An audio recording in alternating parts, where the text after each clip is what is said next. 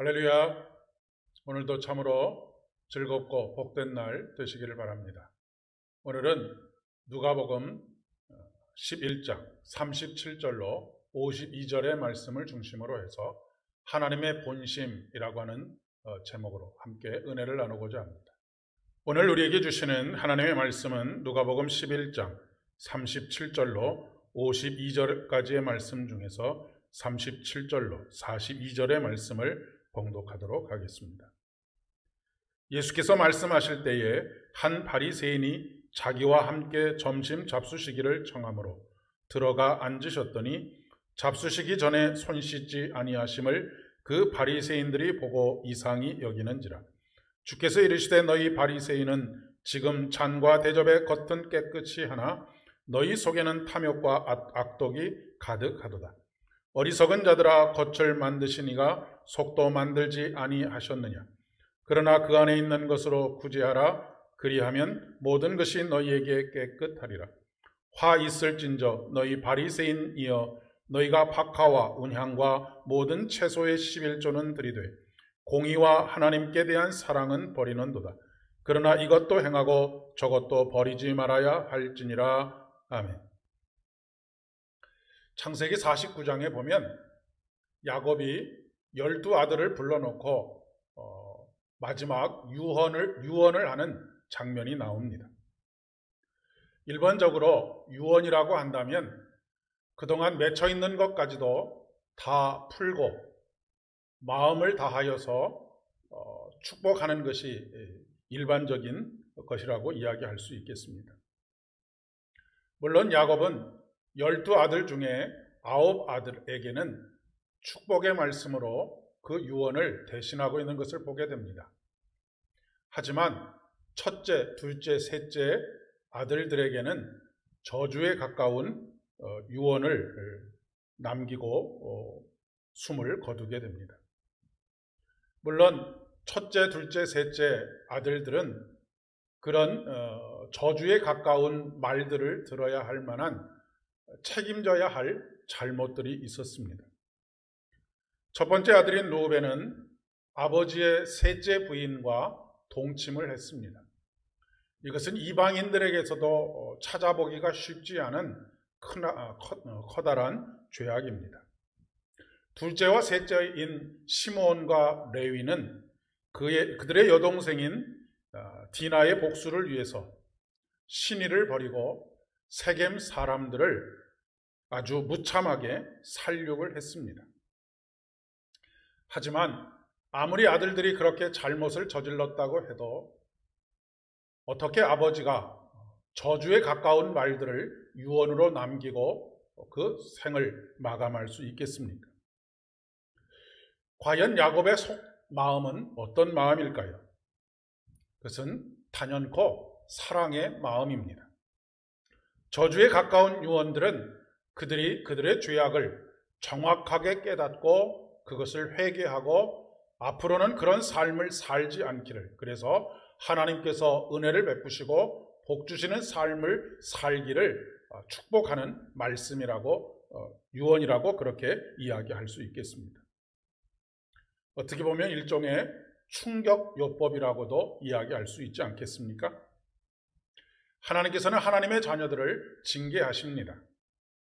징계하지 않는 자녀는 자녀가 아니라고 말씀하십니다.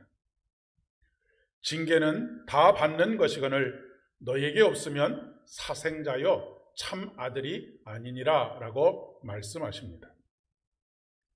하나님의 징계를 온 마음으로 받아들이고 돌이키면 그것이 오히려 축복의 기회가 될 수 있는 것이지요.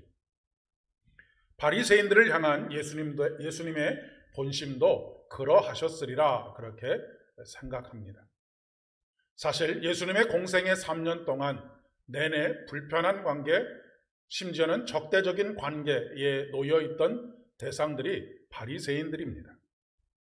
특별히 37절부터 52절까지에 나오는 오늘의 본문에서 5번에 걸쳐서 바리새인들을 향하여서 화 있을진저라고 저주를 퍼붓고 계시는 것을 보게 됩니다. 우리는 여기서 우리 주님의 본심을 읽을 수 있어야 합니다. 회개하고 돌이키면 용서받지 못할 죄가 하나님 앞에서는 없기 때문에 그렇습니다. 예수님께서 저주에 가까운 말씀을 쏟아내고 계시는 이유는 그러한 충격요법을 통해서라도 그들을 간절히 돌이키고 싶은 마음이 있기 때문입니다.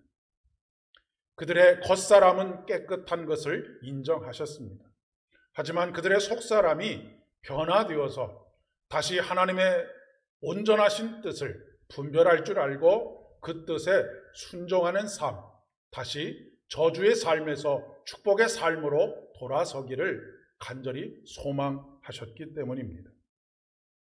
저주받으라라고 하는 말씀이 아니고 제발 그 저주의 삶에서 돌이켜서 축복의 자리로 나오라라고 하는 은혜의 초대라고 이야기할 수 있습니다.